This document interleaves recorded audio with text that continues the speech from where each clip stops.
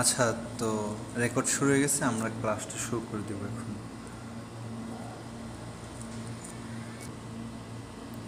একটা বাংলা বাংলা লোগো ইংলিশে করব আর কি। দেন হচ্ছে আমরা এইখানে প্লাসে ক্লিক করব। আচ্ছা, এগুলো তো আপনারা জানেন, এগুলো আর দেখাইলাম না। প্লাসে ক্লিক করে দেন হচ্ছে কাস্টম সাইজ, এখানে লিখতে হবে আমাদের 500x500 হলো লোগোর, 500x500 পিক্সেল লোগোর সাইজ,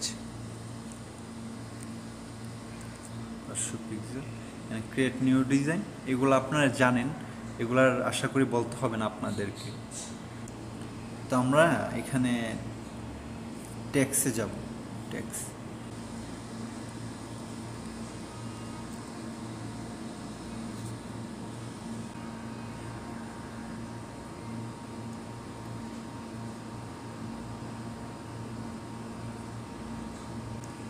এখানে এই যে হেডিং না, এখানে আইসা নিচে দেখবেন এখানে ভালো ভালো ফন্ট মোটামুটি পাওয়া যায়। এখানে আমরা একটা কিছু অ্যাড করব, যেহেতু এটা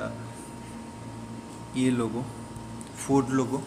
তো আমরা এখানে ফুড লোগো লিখতে পারি, দেখি কি আসে।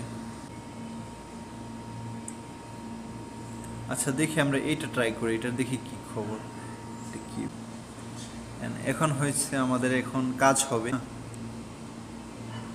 2D লোগো একটা আমাদের হয়ে গেছে, এখন এটাকে আমরা 3D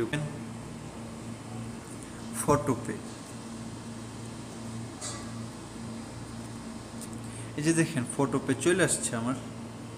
লেখ করবেন ক্রোমে এসে কাজটা করবেন কীভাবে, এটা আমি যদি ঠিক এই যে ক্রোম, এইটা সবার ফোনেই আছে, ক্রোম ব্রাউজার। দেন এইখানে আইসা এই যে টেমপ্লেটটা, এই টোটাল প্রসেসটা আপনারা আনবেন এইখান থেকে। ক্রোমে আসার পর 3 ডটে ক্লিক করবেন।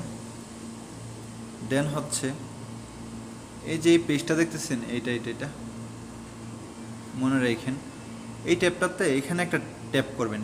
তো আমরা এখান থেকে অনেকগুলো লোগো আমরা 3D দেখতে পাচ্ছি।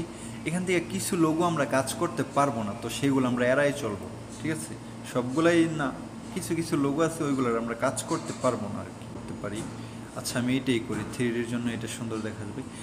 আমরা এটা এখন আমি দেন এই যে এখানে একটা লিঙ্ক দেখতে পাচ্ছেন না, এই লিঙ্কে টাচ করতে হবে। অবশ্যই ওয়েট করতে হবে আপনাদের। তো ওয়েট করা হয়ে গেল।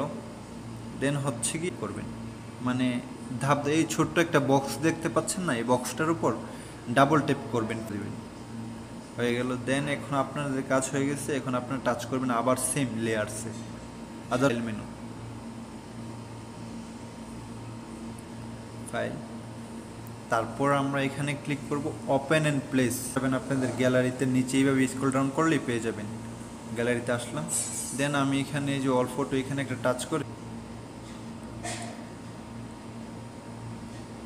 সো দেন আমরা টাচ করব এই যে সেভ স্মার্ট অবজেক্ট। দেন হচ্ছে আমাদের ডাউনলোড করার জন্য প্রয়োজন হবে এক্সপোর্ট এজ, দেন আমরা পিএনজি ফরম্যাটে